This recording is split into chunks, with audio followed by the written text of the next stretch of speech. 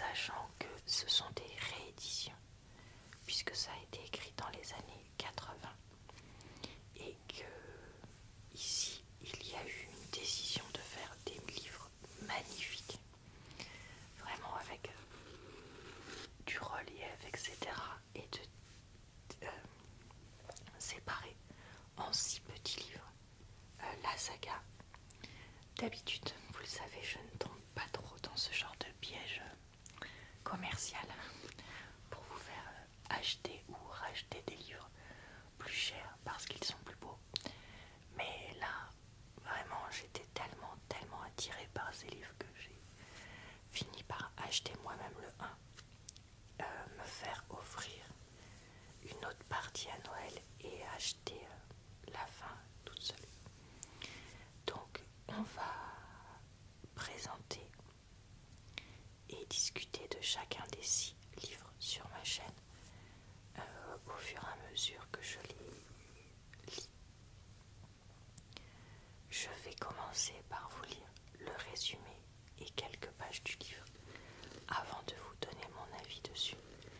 Et je me permets juste de vous rappeler que si vous souhaitez voir d'autres vidéos d'avis de livres, c'est listé en barre d'informations, commentaires épinglés et dans le i en haut de l'écran, le lien vers mes dernières vidéos d'avis de romans ainsi que le lien vers ma playlist BookTube. Alors le résumé nous dit: alors que les flots sombres et menaçants de la rivière submergent Perdito, une petite ville du sud de l'Alabama, les Casquis, je sais pas comment on dit, une riche famille de propriétaires, doit faire face aux innombrables dégâts provoqués par la crue. Menée par Mary Love, la puissante matriarche, et par Oscar, son fils dévoué, le clan s'apprête à se relever, mais c'est sans compter l'apparition aussi soudaine que mystérieuse d'Elinor, Damer, jeune femme séduisante au passé trouble, dont le seul dessein semble être de s'immiscer au cœur de la famille Casquet,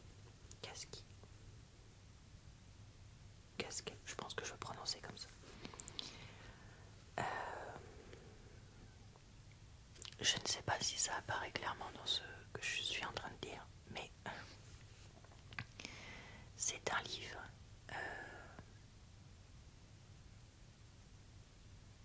légèrement fantastique, enfin plus que légèrement, et aussi qui tend vers l'horreur, donc je pense que c'est quelque chose à savoir. Peut-être parce que moi je trouve que c'est pas écrit sur la couverture et que c'est pas on n'est pas vraiment prévenu si on se renseigne pas plus que ça. Moi ce n'est pas quelque chose qui me gêne, mais je pense que ça peut gêner un certain nombre de personnes qui voudraient peut-être prendre ce livre sans savoir maintenant lire un extrait de ce roman. À l'aube du dimanche de Pâques 1919, le ciel au-dessus de Perdito avait beau être dégagé et rose pâle, il ne reflétait pas dans les eaux boueuses qui noyaient la ville depuis une semaine. Immense et rouge-orange, le soleil rasait la forêt de pins accolée à ce qui avait été Baptiste Bottom, le quartier où les Noirs affranchis s'étaient installés en 1895 et où leurs enfants et petits-enfants vivaient encore. Désormais s'étendait à perte de vue un magma frangeux de planches et de branches d'arbres et de carcasses d'animaux. Du centre-ville ne surnageait que la tour carrée de la mairie et le premier étage de l'hôtel Osceola. Seule la mémoire aurait pu attester de l'existence des rivières Perdito et Blackwater qui, à peine une semaine plus tôt, parcouraient encore la bourgade. Les 1200 habitants s'étaient tous réfugiés sur les hauteurs. présent, la ville se décomposait sous une vaste étendue d'eau noire et puante qui commençait seulement à refluer. Les frontons, pignons et cheminées qui n'avaient pas été arrachés et emportés par le courant saillaient de la surface sombre et luisante, tels des signaux de détresse de pierre, de briques et de bois, si bien que les branchages et les déchets non identifiés, bouts de vêtements, débris de meubles, qui frôlaient leurs appels à l'aide muets, s'y accrochaient dans leurs dérives, comme autant d'anneaux de grâce autour de doigts tendus. L'eau noire lapait paresseusement les façades en briques de l'hôtel de ville et de l'Océola. À part ça, les flots étaient silencieux et immobiles.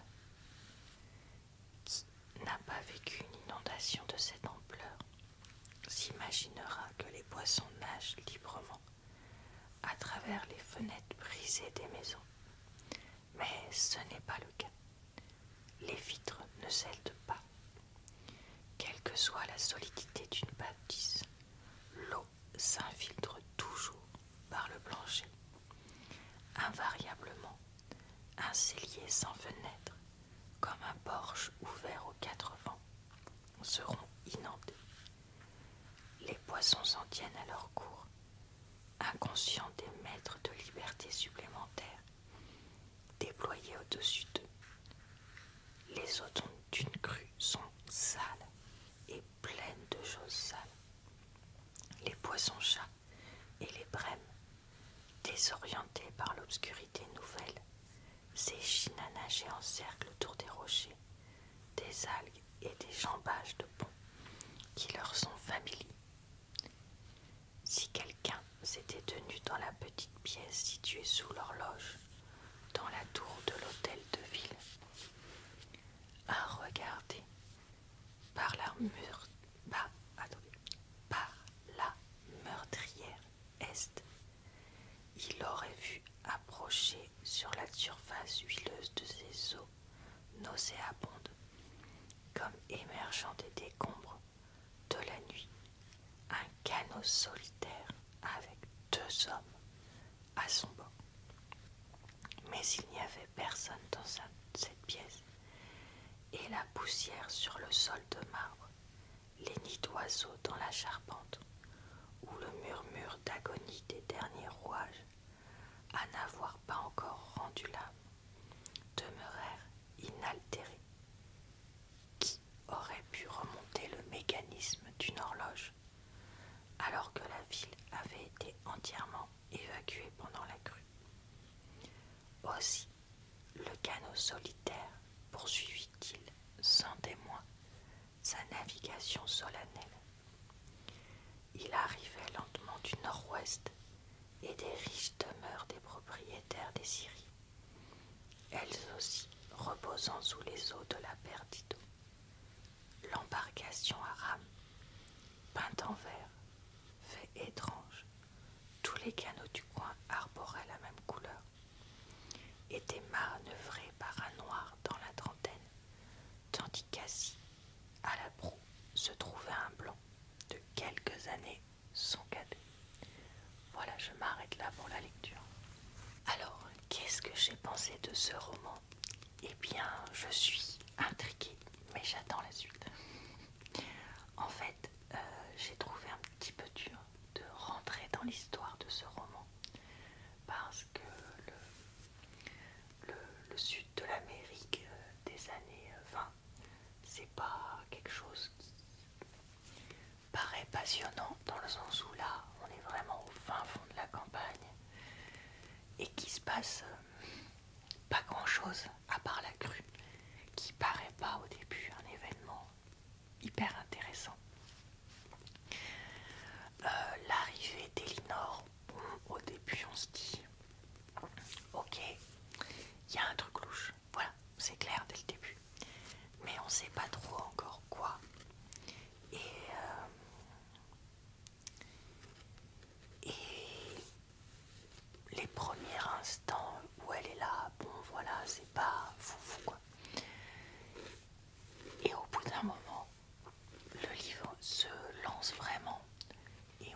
commence à se rendre compte qu'elle est vraiment de plus en plus bizarre. Et il commence à se passer des trucs un peu fantastiques et ou glauques. Et là, ça commence à vraiment prendre sa dimension et, selon moi, devenir vraiment intéressant. Et c'est un livre que je trouve assez différent de ce que je lisais ces derniers temps déjà, parce que en fait ça me fait beaucoup penser au Stephen King de l'époque, et j'ai cru voir sur les jaquettes des autres volumes de cette série que c'était vraiment justement une personne qui avait été très en lien avec la mouvance de Stephen King. Quand je dis les Stephen King de l'époque, je pense à Cimetière, Shining, etc. où il y a vraiment des choses, voilà, à la limite de l'horreur, voire de l'horreur, tout en ayant cette composante fantastique, mais rattachée à la vie de tous les jours, où on se dit un petit peu, est-ce que ça pourrait pas arriver? Vous voyez ce que je veux dire? Cette petite dose de fantastique, enfin plus ou moins petite, mais je pense que vous comprenez ce que je veux dire. Et donc là, une fois qu'on est là-dedans, ça m'a plutôt plu, personnellement, parce que je trouve ça très intriguant. Et ça a beau être un peu glauque, c'est pas... Enfin, à part une scène, c'est pas glauque gore.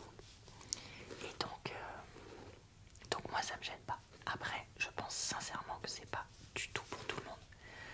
De la même façon que les Stephen King de cette époque-là ne sont pas du tout pour tout le monde. Parce que c'est le genre de livre comme ça où je sais que tout le monde n'aime pas. Alors ça n'a rien à voir avec les romances dont je parle ces derniers temps sur ma chaîne. Clairement, c'est à l'opposé, je pense, du spectre. D'un côté les romances d'Urnian, de l'autre côté du spectre. Pour moi, il y a voilà, ce genre de livre d'horreur. Parce que c'est même pas genre de la romance perturbante. C'est encore plus loin pour moi, mais bon, ce n'est que mon avis. Et est-ce qu'à un autre pôle, pour faire un triangle, on met les livres de développement personnel qui pour moi n'ont rien à voir aussi avec ces deux autres genres? Peut-être. Dites-moi ce que vous en pensez. Mais voilà. Pour l'instant, je peux pas dire que je suis transcendée par l'histoire. Voilà, on va pas non plus mentir. Mais je suis très intriguée. Et j'ai vraiment envie de lire la suite. Après, je pense sincèrement que le fait d'avoir découpé en petits volumes dessert probablement le livre. Parce que là, on reste sur sa fin.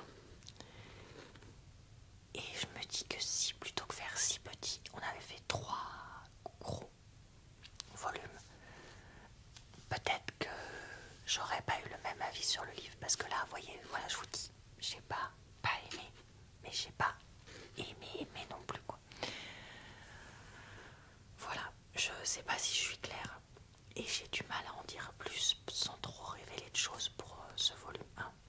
D'ailleurs, je pense que dans mes prochaines vidéos sur les autres volumes, il y aura des révélations sur l'histoire. Donc, sachez-le si jamais vous avez aussi envie de voir ces vidéos, mais sans avoir de spoiler, de révélation. Peut-être qu'il va falloir vous mettre à les lire aussi.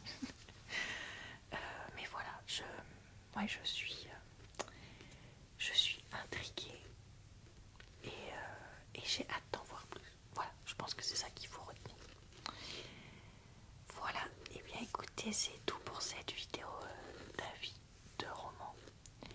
J'espère qu'elle vous a plu, relaxé et aidé à voir si c'était un